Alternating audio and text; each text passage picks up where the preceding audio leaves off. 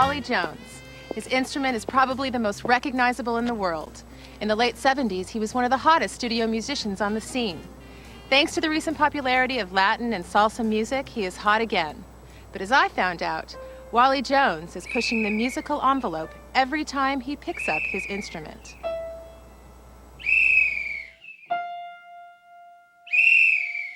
He's training harder than he ever has before. Although pop music has been his bread and butter, his first love is jazz, and he is about to embark on a 30-city nationwide tour with his quartet, playing the music of his idol, Charlie Parker. Charlie Parker played the saxophone. What made you choose the whistle? Well, no one will ever play the saxophone any better than Charlie Parker did. I simply chose an instrument where I could set the standard. To understand Wally Jones, you have to go back to the beginning. Born Wallace Beery Jones in Kansas City, Missouri, his family was quite musical. Wally's dad, Big Wally, played the triangle in the Philharmonic.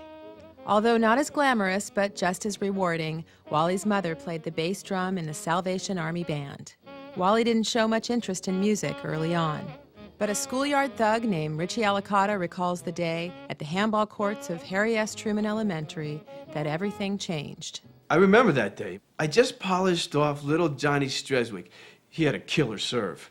No match for my killer Slicey, though. So up steps little Wally.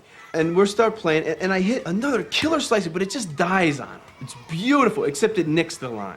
Well, liners are in. That's what I say, but he calls it out. We go back and forth. He calls me a cheater. Friend or no friend, I got a reputation. Still do. So I clock him. A couple minutes later, when he comes to, Mr. Baden, the yard teacher, standing over him. We used to call him Master Baden. Master Baden. Oh, so clever. Hanging around Master Baden's neck is this shiny whistle. And while he comes to it, and he's staring at it, he can't keep his eyes off of it. From that time on, I can't remember ever seeing him without a whistle. And that's why I'm the one responsible for his whole career. It's a good thing I didn't hurt him, because I was a pretty big kid back then. Oh, yeah? Yeah, as big as I am now. Well, back then, that was big. Well, anyway, he was always playing that whistle. He sure got the hang of that whistle quick. What? I said he sure got the hang of that whistle quick. He sure did. He's got great time. Goes to show you what you can accomplish when you truly love something. I love you too. So your dad never tried to discourage you from playing the whistle? No, not at all. Oh, because he played an unconventional instrument at such a high level, and the tough road he had, he might have wanted me to choose something a little more mainstream, but he knew how much I loved it. And boy, did Wally love it. Wally would take any job knowing it involved a whistle. Hall monitor, schoolyard duty. He was his high school marching band's majorette all 4 years. It's a good thing I love sports, because I found myself doing a lot of officiating. Basketball was my favorite. For fun, I'd go to any old park and officiate pickup basketball games. I thought that was the direction my life would go. But he would be wrong. When it came time for college, Wally moved west. He would earn extra money officiating men's basketball leagues. It was there where Wally would get his first big break. I was working an entertainment league game out in the San Fernando Valley. Things really got out of control. I lost it. I started handing out technicals to everybody. One of those technicals handed out that night was to Tim Weingarten, record producer and now close friend, who then worked for Epic Records. I was pissed. The guy was a lunatic, calling technicals left and right, throwing people out. But even during all the chaos, I kept thinking to myself, what a sweet sound he had. So Tim found Wally a job. One day I'm calling fouls. The next I'm in a recording studio with Donna Summer. The song was Bad Girls, and it sold over 3 million copies. He kept busy the next 4 years, touring with Summer and recording with dozens of others. You loved the Village People. Yeah, I got to be the milkman. You wouldn't believe the fantasies that some women have involving a milkman or any uniform.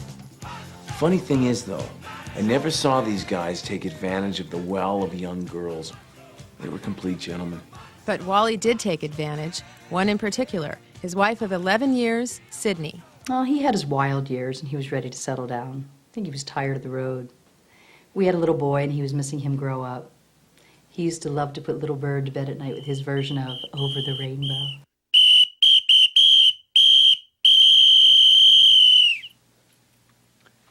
Night, little bird. What? After 4 years of touring with Donna Summer, Wally decided to take a break. I was riding high. I thought I could take a break, spend some time with my family, then pick up where I left off when I felt like it. But during Wally's absence, while officiating a hockey game, a scuffle ensued. This time, they weren't music lovers, and Wally was beat senseless, losing 3 teeth. After a tedious rehab, Wally tried to go back to work, but disco was dead. It was the 80s. Big hair, synthesizers, heavy metal. My agent wasn't returning my calls. I couldn't get any whistle work. But you had a family. What did you do? I panicked.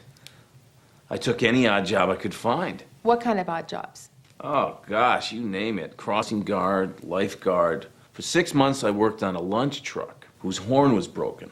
I had to blow the whistle whenever they pulled into a construction site, and I'd still be working there today if I hadn't asked for a raise. Then you abruptly uprooted your family to Puerto Vallarta, Mexico. I'd given up on music. I heard these tequila shooter guys were making bank. You worked at Senior Frogs. Yeah, well, I started out as a tequila shooter guy.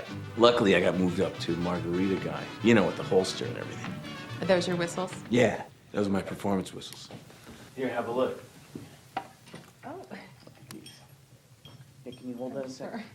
It's one in here, not this one. Wally Jones is a spokesperson for Toot Toot Whistles. Remember, if you give a hoot, the choice is Toot Toot. Tell me about how things turned around for you at Senior Frogs. Well, it was Friday night, always busy. I had a 12 top, and they were celebrating a birthday. I thought they were locals. They were a lot of fun, and I just really got into it, and I started blowing my whistle like I used to in the old days. I guess it was all cooped up inside of me. And tell us who was there that night. Enrique Perez, one of Ricky Martin's people, and he liked what I was doing, and before you know it, I was whisked away to blow on the song Cup of Life. That's right. He played on the La Vida Loca tour and has jumped back into the spotlight. Now he's readying his most ambitious project yet. What's next? Jazz. 30 cities, just me and my quartet. His love for jazz and Charlie Parker are well documented. He gets most excited listening and thinking about the music he finally gets to show off.